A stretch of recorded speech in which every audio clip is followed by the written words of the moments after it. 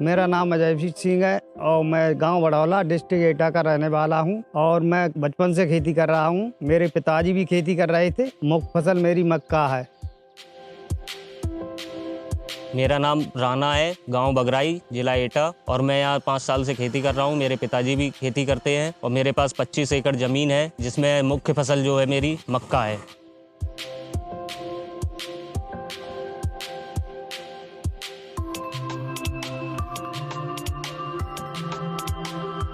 हमारी मक्का की फसल में सबसे ज़्यादा नुकसान पहुंचाने वाली चीज़ खरपतवार होती है। हमारे यहाँ पर मक्के की फसल में दोनों तरीके के खरपतवार होते हैं, चौड़ी पत्ती के, सकरी पत्ती के। मेरी मक्का में दूब घास है, बदा है, मकुइया है और झरुआ है, मकरा है। इन चीज़ों से पैसा खर्च होता है दवा में, इसलिए पैदावार कम हो जाती है।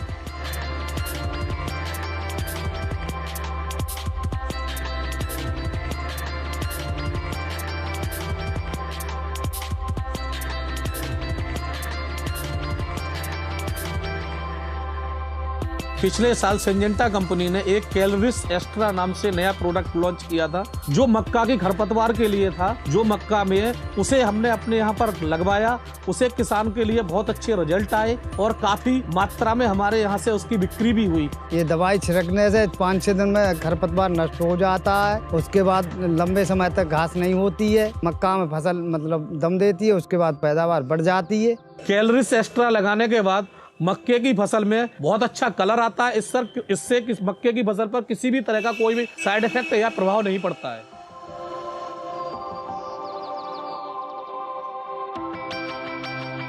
इसको रोकने के लिए इसका जो उपयोग है 3 से 4 पत्ती की हमारी घास होनी चाहिए और खेत में नमी होनी चाहिए। और ये प्रोडक्ट जो कैलरिस एक्स्ट्रा, ये 1400 ml 200 लीटर पानी में मिला के कट नोजल के साथ छिड़काव करना है।